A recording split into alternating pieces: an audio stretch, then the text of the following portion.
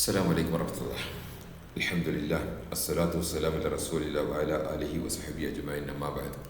സഹോദരന്മാരെ, സുഹൃത്തുക്കളെ, ഏകദേശം ഒരാഴ്ചയായിട്ട് ഇപ്പം സജീവമായിട്ടുള്ള യൂട്യൂബിലൊക്കെ ചർച്ച ചെയ്യുന്നുണ്ട്. സാജിദ് തിരങ്ങാടി ഗ്രൂപ്പ് മാറി, കേനമിൻ്റെ കൂടെ കൂടി, റൊക്കിയ ചെയ്തിരുന്നെല്ലാം നിർത്തി, ഇപ്പോൾ റൊക്കിയക്കെതിരെ സംസാരിക്കുന്നു. അങ്ങനെ അദ്ദേഹത്തിൻ്റെ വഴിവിട്ട റൊക്കികൾ പഠിപ്പിച്ച ആൾ ഇഫ്സുർ റഹ്മാനാണ് എന്ന ആരോപണം വന്നപ്പോൾ അദ്ദേഹം അതുമായിട്ട് ബന്ധപ്പെട്ട വോയിസ് എനിക്ക് അയച്ചിരുന്നു. ഞാനത് വ്യക്തമായി മറുപടി കൊടുത്തു. സാജിദിനെ ഞാൻ പഠിപ്പിച്ചിട്ടില്ല. ഞാൻ പഠിച്ചതും പഠിപ്പിച്ചതും എന്താണെന്നുള്ളത്, ഞാൻ പഠിക്കുന്നതും പഠിപ്പിച്ചതും എല്ലാം ഷെയ്ഖുൽ ഇസ്ലാം ഇബ്നു തൈമിയ്യയും ഇബ്നുൽ ഖയ്യിം, അതുപോലെ ഇമാം അഹമ്മദ്, പിന്നെ സൗദി അറേബ്യയിലുള്ള ഷെയ്ഖ് ഇബ്നു ബാസും ഷെയ്ഖ് ഉസൈമീനും പോലെയുള്ള പണ്ഡിതന്മാർ പഠിപ്പിച്ചതാണ്. അതിനപ്പുറത്തേക്ക് വിഷയം ബേസിക്കായിട്ടുള്ള പാരാസൈക്കോളജി എന്നതുകൊണ്ട് പാരാസൈക്കോളജിയിൽ ഞാൻ ആദ്യം പഠിച്ചു വന്നിരുന്നു എന്ന് മാത്രമല്ല, ഞാനതിൽ PG യും PhD യും ഡോക്ടറേറ്റ് എടുത്തത് കൊണ്ട് ഞാൻ സ്വാഭാവികമായിട്ടും അതെല്ലാം ചെയ്യും, മനസ്സിലല്ലേ?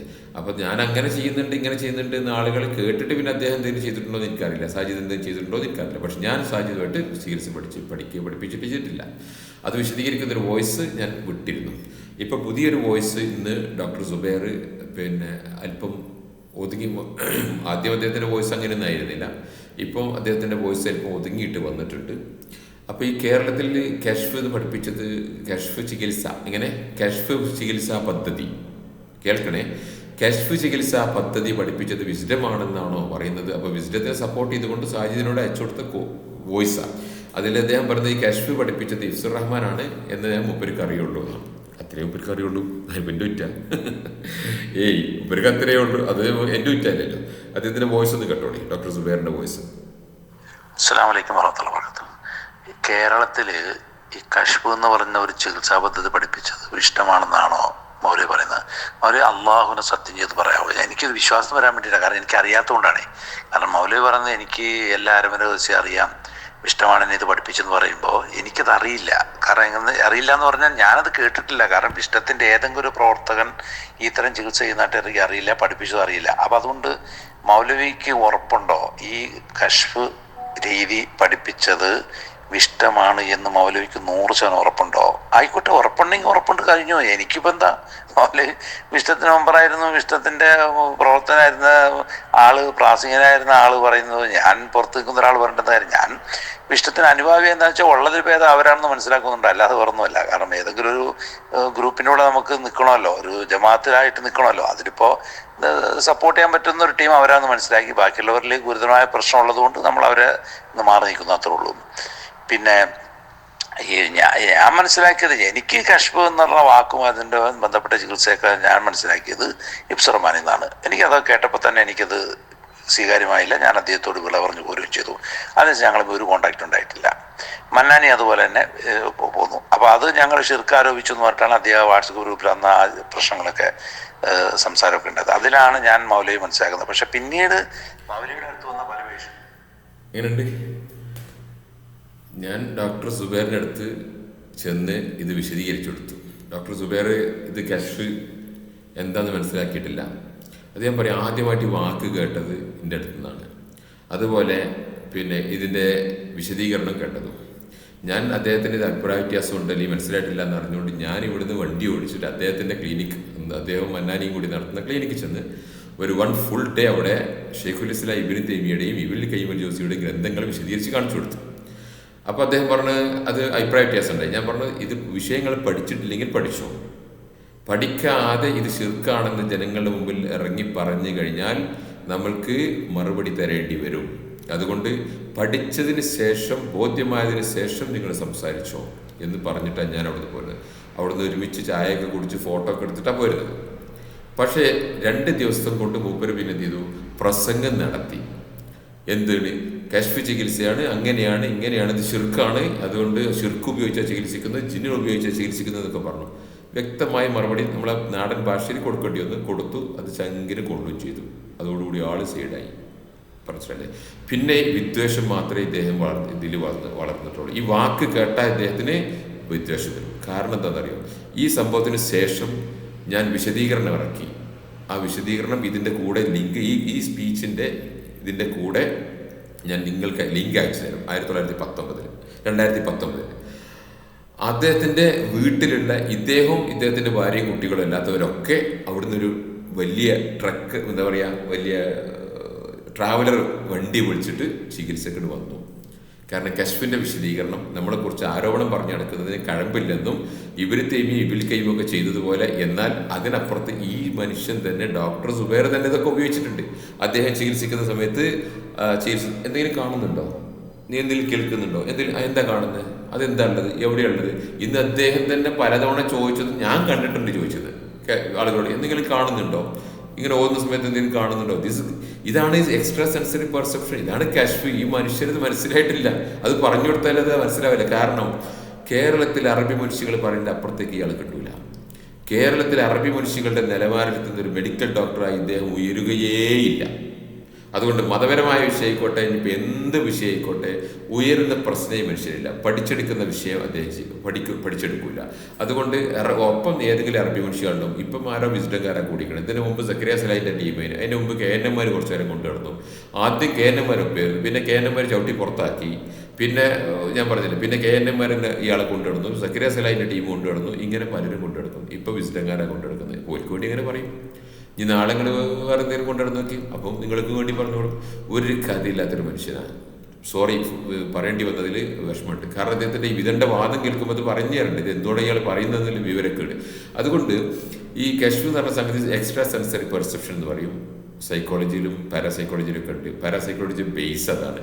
ആൽബർട്ട് ഐൻസ്റ്റീൻ അദ്ദേഹത്തിനെ കുറിച്ച് ഒരുപാട് വിശദീകരിച്ചിട്ടുണ്ട്. അതുപോലെ ഷെയ്ഖുൽ ഇസ്ലാം ഇബ്നു തൈമിയ, അതുപോലെ ഇബ്നുൽ ഖയ്യിം അൽ ജൗസി ഇതിനെ വിശദീകരിച്ചിട്ടുണ്ട്. അതുപോലെ അബ്ദുൽ അസീസ് ആലു ഷേഖിനെ കുറിച്ച് വിശദീകരിച്ചിട്ടുണ്ട്. ഇബ്നു തൈമിയുടെ ബുക്കിൻ്റെ ഗ്രന്ഥത്തിൻ്റെ പേജ്, പിന്നെ ഞാൻ ഇതിൻ്റെ കൂടെ PDF കൊടുക്കാം. ഗ്രന്ഥം ഡൗൺലോഡ് ചെയ്തോളൂ. അതിൻ്റെ പേജ് നമ്പർ ഏത് തൊട്ട് ഏത് വരെ എന്നുള്ളത് ഞാൻ നിങ്ങൾക്ക് അതിൽ മാർക്ക് ചെയ്ത് തരാം. ആ പേജ് എടുത്ത് വായിച്ചോളൂ. ഇംഗ്ലീഷ് ട്രാൻസ്ലേഷൻ ഉണ്ട്, മജ്മു ഫത്താവിയുടെ ട്രാൻസ്ലേഷനാണ് അത്. ആ ഭാഗം ഞാൻ വായിച്ച് വിശദീകരിക്കുന്നത് 2019 ഇറക്കിയ സ്പീച്ച് ഞാൻ ഇതിൻ്റെ കൂടെ ലിങ്ക് അയച്ചു തരാം. വീഡിയോ യൂട്യൂബിലുണ്ട്, ഞാൻ ലിങ്ക് അയച്ചു തരാം. പറഞ്ഞു മനസ്സിലായി. അപ്പോൾ അതുകൊണ്ട് ഇങ്ങനൊരു വിഷയം ഇപ്പം റൊക്കിയ ചെയ്യുന്ന സമയത്ത് കശ്ഫ് ചികിത്സ എന്ന ഒരു സംവിധാനം നമ്മളും പറഞ്ഞിട്ടില്ല, ആരും പറഞ്ഞിട്ടില്ല. അങ്ങനെ ഒരു സംവിധാനമല്ല കശ്ഫ് ചികിത്സ. വാസ്തവത്തിൽ റൊക്കിയ ചെയ്യുന്ന സമയത്ത്, ഖുർആൻ ഓതുന്ന സമയത്ത് ഈ രോഗികൾക്ക് ഇവർക്ക് എന്താണ് പ്രശ്നം ഉണ്ടായത് എന്നത് ഇവരെ തലയിലുണ്ടാവും. പറഞ്ഞു മനസ്സിലായില്ല. ഇങ്ങനെ എന്തിൽ നിന്നാണ് ഇതിൻ്റെ കണക്ഷൻസ് ഉണ്ടത്, സീഗറും മറ്റൊക്കെ ആണെങ്കിൽ അതുമായിട്ടൊരു ബന്ധം ഇതിനുണ്ടാകും. അപ്പോൾ അതുകൊണ്ട് ഇവർക്ക് ഓതുന്ന സമയത്ത് ഉണ്ടാകുന്ന അനുഭവത്തിൽ നിന്നാണ് ഇത് പഠിച്ചെടുക്കുക. അത് ഓതുന്ന സമയത്ത് അനുഭവം ഓതുന്ന സമയത്ത് ചില ആളുകൾ ചിരിക്കുന്നുണ്ടാകും, ചില ആളുകൾ കരയുന്നുണ്ടാകും, ചില ആൾക്കാർക്ക് കരയുന്നില്ല പക്ഷെ കണ്ണീര് വരുന്നുണ്ടാകും, ചില ആൾക്കാർക്ക് കിടന്ന് വിറയുന്നുണ്ടാകും, ചില ആൾക്കാർ ബോധം പോയി വീഴുന്നുണ്ടാകും. അപ്പോൾ ഇവരുടെ ബോഡിയിലും ശരീരത്തിലും മനസ്സിലും ഇതിൻ്റെ ഒരു എഫക്റ്റ് വരും. കാരണം അള്ളാന്റെ കിതാബാണ് ചെന്ന് കഴിഞ്ഞാൽ ഉള്ളിലുള്ള മാലിന്യം പുറത്തേക്ക് വരും. അതുകൊണ്ട് ആ പ്രതികരണത്തിൽ നിന്ന് ആണ് ഇത് പഠിച്ചെടുക്കൽ. അപ്പോൾ ചില ആളുകൾ എന്ത് ചെയ്യും, അവർക്ക് എക്സ്ട്രാ സെൻസറി പെർസെപ്ഷൻ, അതായത് വ്യക്തമായ പിന്നെ കണ്ണടച്ചുകൊണ്ടിരിക്കുകയാണെങ്കിൽ ചില സംഗതികൾ കാണും. കാണുന്ന സമയത്ത് അത് അവർ പറയും അത്ഭുതകരമായിട്ട്. ഇതിപ്പം ഇല്ല എന്ന് പറയുന്നവരുണ്ടാവും, ഈ കശ്ഫൊന്നും ഇല്ല എന്ന് പറയുന്നവരുണ്ടാവും. ഈ ഡോക്ടർ തന്നെ അദ്ദേഹത്തിന് സൈക്കിക് കണ്ടീഷൻ കിട്ടിയത്, ഈ കശ്ഫ് കിട്ടിയത് എന്നോട് പറഞ്ഞിട്ടുണ്ട്. അദ്ദേഹം ചികിത്സിക്കുന്ന സമയത്ത് ഒരു കഷണ്ടിയുള്ള ഒരാളെ തന്നെ കണ്ടു. ഇപ്പം ഡോക്ടർ ഈ വോയിസ് കേട്ടാൽ അദ്ദേഹത്തിന് ഓർമ്മ വരും, ഞാൻ കഷണ്ടിയുള്ള ഒരാളെ കണ്ടു, ഞാൻ കഷണ്ടിയുള്ള ഒരാളെ കാണുന്നുണ്ട്. അദ്ദേഹം പറഞ്ഞു, നിങ്ങളുടെ കൂട്ടത്തിൽ കഷണ്ടിയുള്ള ആരോ ഒരാൾ കഷണ്ടി ഉണ്ടല്ലോ. അങ്ങനെ ഈ ബന്ധുവിനോട് ചോദിച്ചപ്പോൾ സംശയമുള്ള ഒരാളെ കൊണ്ടുചെന്നു. അദ്ദേഹം ഒരു ഓഡിറ്റോറിയത്തിലോ ഒരു സ്കൂളിലോ എന്തുകൊണ്ട് അദ്ദേഹത്തിന് ഇങ്ങനെ ഇയാളാണോ അദ്ദേഹത്തെ ഞാൻ കണ്ടത്, അദ്ദേഹമായിട്ട് എന്താ നിങ്ങൾക്ക് ബന്ധം എന്നൊക്കെ ചോദിച്ച് അന്വേഷിച്ച് അതുമായിട്ട് ബന്ധപ്പെട്ട കുറേ ക്ലൂ കിട്ടിയത് ഈ മനുഷ്യൻ ഞങ്ങളോടൊക്കെ പറഞ്ഞിട്ടുണ്ട്. അപ്പോൾ ഇതാണ് കശ്ഫ്, ഇതാണ് സൈക്കിക് ഇൻഡ്യൂഷൻ. ഇത് രോഗികൾക്ക് ഉണ്ടാകും, രോഗിൻ്റെ ആളുകൾക്ക് ഉണ്ടാകും. അപ്പോൾ അതിൽ നിന്ന് പല ക്ലൂസും കിട്ടുന്ന സമയത്ത് നമുക്ക് അന്വേഷിക്കാനും കണ്ടെടുക്കാനും ആരിൽ നിന്നാണ് ഇതിൻ്റെ സിഗറുള്ളത്, അല്ലെങ്കിൽ എക്സ്ട്രാ സെൻസറി ഇതിൻ്റെ ഇമോഷൻ ട്രാൻസ്ഫേഴ്സ് വന്നിട്ടുള്ളതൊക്കെ മനസ്സിലാക്കിയെടുക്കാൻ പറ്റും. അത് ചിലപ്പം കാണാം, ചിലപ്പോൾ കേൾക്കാം, ചിലപ്പം മണം വരാം, ചിലപ്പം ശരീരത്തിൽ അനുഭവപ്പെടാം, ചിലപ്പോൾ ചൂടോ തണുപ്പോ വരാം, ചിലപ്പം എന്തെങ്കിലും ഒരു ക്ലിയർ തോട്ട്സ് വരാം. ഇങ്ങനെ 16ഓളം types of extra sensory perception, 16ഓളം തരം ഉണ്ടാകുമെന്ന് പാരാസൈക്കോളജിയുടെ സിലബസിലുണ്ട്. അത് തന്നെ അതിൽ ഈ കാണുന്നത്, കേൾക്കുന്നത്, അനുഭവിക്കുന്നത്, അങ്ങനെ വ്യക്തമായ ചിന്ത, ഇതൊക്കെ ഷെയ്ഖുൽ ഇസ്ലാം ഇബ്നു തൈമിയ എണ്ണി പറഞ്ഞിട്ടുണ്ട്. ചില ആളുകൾ മറ്റാരും കാണാത്തത് കണ്ടേക്കാം, മറ്റാരും കേൾക്കാത്തത് കേട്ടേക്കാം. അങ്ങനെ ഇബ്നു തൈമിയ്യ വിശദീകരിച്ചു. ഹുദൈഫ റളിയല്ലാഹു അൻഹു ഹദീസൊക്കെ ഉദ്ധരിച്ചുകൊണ്ട് ആണ് ഇത് പറയുന്നത്. അപ്പം ശരിക്കും പറഞ്ഞു കഴിഞ്ഞാൽ ഇതിനൊക്കെ ഇസ്ലാമിക ബേസ് ഉണ്ട്. പക്ഷേ ഈ മനുഷ്യൻ ഇത് കേട്ടിട്ടില്ല. എവിടെ മുമ്പ് ചെറുക്കാന്ന് പറയും. അതിപ്പോഴും ഒരിക്കൽ പറഞ്ഞു വിട്ടു എന്ന് മാത്രമല്ല, അദ്ദേഹത്തിൻ്റെ വാദം തള്ളിക്കൊണ്ട് അദ്ദേഹത്തിൻ്റെ കുടുംബത്തിലുള്ള ബ്രദേഴ്സ് മുഴുവൻ അവരുടെ ഭാര്യയും മക്കളെയൊക്കെ കൂടെ കയറ്റി എൻ്റെ അടുത്തേക്ക് ഒരു ട്രാവലർ വിളിച്ചിട്ട് വന്ന് 4 ദിവസം എൻ്റെ ക്ലിനിക്കിൽ വന്ന് ട്രീറ്റ്മെൻറ്റ് എടുത്തു പോയി. അതിലൊരു കുട്ടിയുടേതല്ലാത്ത എല്ലാ കംപ്ലൈൻറ്റൊക്കെ തീർന്നു ചെയ്തു. ഒരു കുട്ടിയുടെ കംപ്ലൈൻറ്റ് ഇപ്പോഴും ഉണ്ടോ അറിയില്ല, കുറച്ചൊരു പിന്നെയും പറഞ്ഞിരുന്ന ഒരു കുട്ടിയുടെ ബാക്കിയുണ്ട്, പിന്നെ ട്രീറ്റ്മെൻറ്റ് വന്നിട്ടില്ല. പക്ഷെ ശരിക്കും പറഞ്ഞു കഴിഞ്ഞാൽ ഇതിലുള്ള വിദ്വേഷവും വിവരക്കേടും മാത്രമാണ് ഇദ്ദേഹം വിവരിക്കുന്നത്. അതെൻ്റെ കുറ്റമല്ല. അതുകൊണ്ട് ഈ ഏത് വിഷയം ഉണ്ടായാലും നമ്മൾ മുന്നോട്ട് പഠിക്കണം. ഉത്തരവാദിത്തപ്പെട്ട സ്ഥാനത്താണ് നമ്മൾ ഈ വിഷയം പറയുമ്പോഴുള്ളത്. അതുകൊണ്ട് അത് ഒരു ജനങ്ങളെ വഴിതെറ്റിക്കാത്ത രീതിയിൽ മുന്നോട്ട് കൊണ്ടുപോയി ഇതിൻ്റെ ദുനിയാവായിട്ടുള്ള ഉഖ്റവിയായിട്ടുള്ള കാര്യങ്ങൾ പഠിക്കണം. ഈ എഡ്യൂക്കേറ്റഡ് വേൾഡിൻ്റെ മുമ്പിൽ നിങ്ങൾ കശ്ഫ് ശിർക്ക് എന്ന് പറഞ്ഞാൽ നിങ്ങൾ വിട്ടിന്നല്ലാതെ എന്താ ഞാൻ പറയുക? കശ്ഫ് ശിർക്ക് ശൈഖുൽ ഇസ്ലാം ഇബ്നു തൈമിയ്യ പറയുന്നുണ്ട്. 3 കശ്ഫ് 3 തരമാണ്. ഇതിൻ്റെ കൂടെയുള്ള വോയിസ് കേട്ടോ, മനസ്സിലായില്ലേ? അപ്പോൾ ഞാൻ പറഞ്ഞു വരുന്നത്, പാരാസൈക്കോളജിയിൽ PG PhD ഒക്കെ എടുത്ത നമ്മളെ സംബന്ധിച്ചിടത്തോളം നിങ്ങൾ പറയുന്നതൊക്കെ നിങ്ങളുടെ വിഡ്ഢിത്തം ഇങ്ങനെ വിരിഞ്ഞ് നിൽക്കുന്നു എന്നല്ലാതെ ഒന്നും മനസ്സിലാക്കാല്ല. Sorry doctor. അതുകൊണ്ട് കാര്യങ്ങൾ എന്താ വെച്ചാൽ പഠിക്ക്, മണ്ടത്തരം പറയല്ലേ. പറഞ്ഞു കഴിഞ്ഞാൽ മറുപടി കിട്ടും. മറുപടി കിട്ടിയാൽ നിങ്ങൾ വായടക്കും. പിന്നെ നിങ്ങൾ വേറെ എന്തെങ്കിലും മണ്ടത്തരം, നിങ്ങളെ കൊണ്ട് കഴിയാത്ത പണി എടുക്കല്ലേ. നിങ്ങളെ കൊണ്ട് ഇത് വിവരിക്കാനോ ഇത് പഠിക്കാനോ വിവരിക്കാനോ നിങ്ങൾക്ക് അതിന് സമയമോ നിങ്ങളോടൊരു കഴിയൂല. മനസ്സിലായില്ലേ? അതുകൊണ്ട് നിങ്ങൾ ഈ വേണ്ടാത്ത പണിക്കാരനല്ലേ. നിങ്ങൾ വിസിറ്റത്തിനെ ന്യായീകരിക്കാനോ മറ്റേതെങ്കിലും ജവറിനെ ന്യായീകരിക്കാനോ ഒന്നും നിങ്ങൾ നടക്കണ്ട. നിങ്ങളെ കൊണ്ടൊരു കഴിയൂല.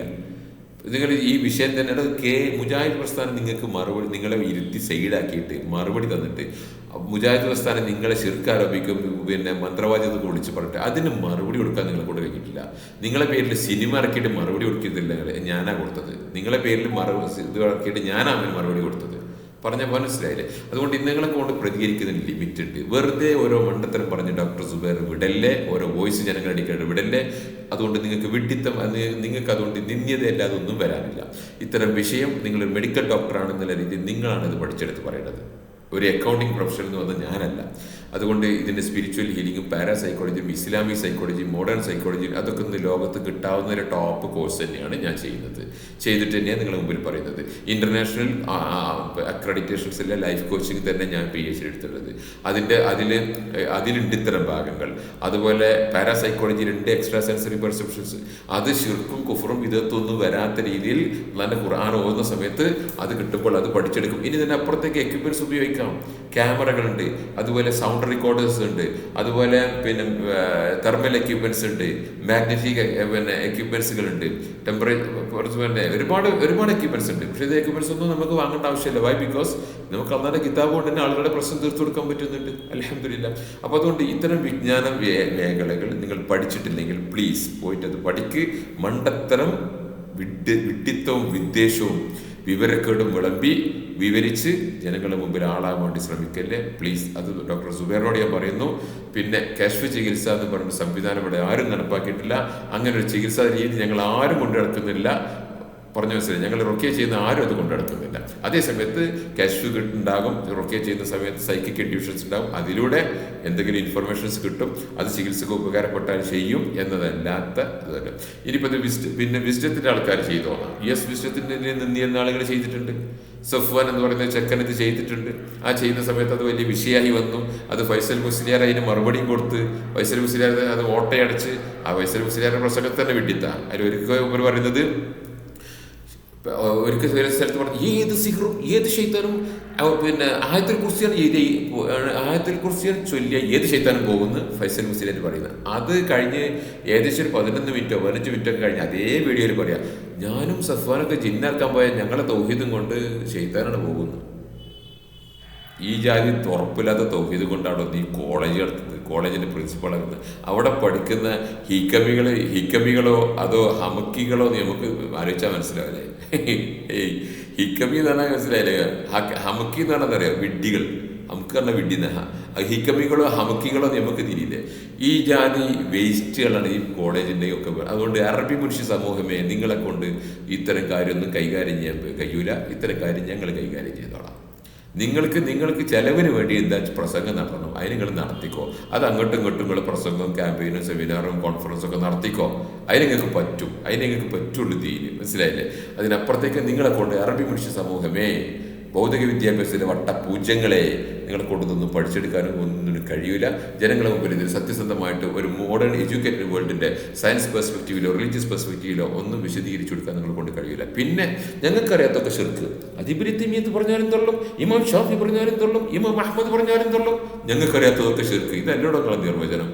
അതുകൊണ്ട് ഇബ്നു തൈമിയ്യൻ്റെ പേരിൽ നിന്ന് കുതിര കയറാൻ മാത്രം നിങ്ങൾ വേസ്റ്റുകളെ നിങ്ങളില്ല. മനസ്സിലല്ലേ? നിങ്ങളെ മുജാഹിദുകൾ നല്ല ഇസാക്കലിൻ്റെ അറബി മനുഷ്യരെ വിളിച്ചിട്ടാണ് പറയുന്നത്. ഇബ്നു തൈമിയ്യൻ്റെ പേരിലൊന്നും കുതിര കയറാൻ നിങ്ങളില്ല. മനസ്സിലായല്ലോ? അതുകൊണ്ട് ഇത്തരം വിഷയങ്ങളൊക്കെ പഠിക്കണമെങ്കിൽ വിജ്ഞാനങ്ങളുണ്ട്, ഇതിന് പാരാസൈക്കോളജി ഉണ്ട്, പോയി എടുത്തോ പഠിച്ചോ. അതുപോലെ നല്ല നല്ല ഗ്രന്ഥങ്ങളുണ്ട്, എടുത്തോ പോയി പഠിച്ചോ. ഓക്കെ. സോ ഞാൻ കശ്മീർ വിശദീകരിക്കുന്ന വീഡിയോയുടെ ലിങ്ക് ഇതിലിടുന്നുണ്ട്, ഇതിൻ്റെ കൂടെ കൊടുക്കുന്നുണ്ട്. ഒപ്പം ഷെയ്ഖുൽ ഇസ്ലാം ഇബ്നു തൈമിയ്യയുടെ ഈ പുസ്തകത്തിൻ്റെ എഴുതിയ പുസ്തകം മജ്മുഅൽ ഫതവയുടെ ട്രാൻസ്ലേഷൻ അതിൻ്റെ കൂടെ ലിങ്ക് കൊടുക്കുന്നത് PDF ഡൗൺലോഡ് ചെയ്യാം. ഷെയ്ഖുൽ ഇസ്ലാം ഇബ്നു തൈമിയ്യ ഈ ഭാഗം വിശദീകരിച്ച വോയിസ് ഞാൻ വിടുന്നുണ്ട്. ഇതിനപ്പുറത്തേക്ക് ഹാജറായ ജിന്ന് ഹാജറാകുമ്പോൾ ജിന്നിനോട് സംസാരിച്ചത് ശിർക്കാണെന്ന വിഡ്ഢിത്തങ്ങൾ പറഞ്ഞു കഴിഞ്ഞാൽ ഇവിടെ അബൂ മൂസ അശ്ശരി മുശ്രിക്കാ നിങ്ങൾ പറയേണ്ടി വരും. അത് വിഷയം വിശദീകരിച്ചുകൊണ്ട് ഖലീഫ ഉമർ വിശദീകരിച്ച് ആ ഹാജറായ ജിന്ന് അബൂ ഹൈസം എന്ന് പറയുന്ന മുസ്ലിം ജിന്നുകളിൽപ്പെട്ട സന്ദേശവാഹകനാണ് എന്ന് പറഞ്ഞ ഖലീഫ ഉമറിൻ്റെ വാക്കുകൾ നിങ്ങൾ കേട്ടാൽ എന്ത് പറയും? ഖലീഫ ഉമർ മുശ്രിക്കാ നിങ്ങൾ പറയുമോ? അതൊക്കെ പറയാൻ മാത്രമേ നിങ്ങൾക്ക് ധൈര്യം ഉണ്ടാവുമോ? ഇത് സ്വഹിയാണെന്ന് പറഞ്ഞാൽ നിങ്ങളെ ഷെയ്ഖുൽ അൽബാനിനെ നിങ്ങൾ മുശ്രിക്കാന്ന് പറയുമോ? ഇത് സ്വഹിയാണെന്ന് പറഞ്ഞ അൽബാനിനെ ഇത് ഉദ്ധരിച്ചുകൊണ്ട് ഷെയ്ഖുൽ ഇസ്ലാം ഇബ്നു തൈമിയ്യ മുബാഹായ കാര്യങ്ങളിൽ മുബാഹായ തരീഖയിലൂടെയാണെങ്കിൽ ജിന്നുകളോട് സംസാരിക്കുന്നതിന് ലാ ബഅസ ബിദാലിക എന്ന് പറഞ്ഞ ഉദ്ധരണി നിങ്ങൾ എന്ത് പറയും? ഷെയ്ഖ് ഹുസൈമിൻ എടുത്ത് ഉദ്ധരിച്ച് നിങ്ങൾ പറയും? ഇതേ നിലപാടല്ലല്ലോ സലഫി പണ്ഡിതന്മാർക്കുള്ളത്. പക്ഷേ കേരളത്തിലെ അറബി മനുഷ്യകളെ നിങ്ങളെ കൊണ്ട് ഇത്തരം കാര്യം സലഫിയത്തും പഠിക്കാൻ പറ്റൂല, ജിന്നും സിഗറും പഠിക്കാൻ പറ്റൂല, തൗഹീദും പഠിക്കാൻ പറ്റൂല. നിങ്ങളിങ്ങനെ ഇയ്യാക്കൻ അബുദു ഇയ്യാക്കൻ നസ്തഈൻ നടന്നോളി. ഇബാദത്തിന്റെ വിഷയത്തിൽ ജമാഅത്തായിട്ടും തർക്കം, ഇസ്തിആനത്തിന്റെ വിഷയത്തിൽ സുന്നികളായിട്ടും തർക്കം ഇതുവരെ തീർന്നിട്ടില്ലല്ലോ, തീരൂല. ഇൻഷാ അല്ലാഹ് ഖൈർ. ഓക്കെ. അസ്സലാമു അലൈക്കും വറഹ്മത്തുള്ളാഹി.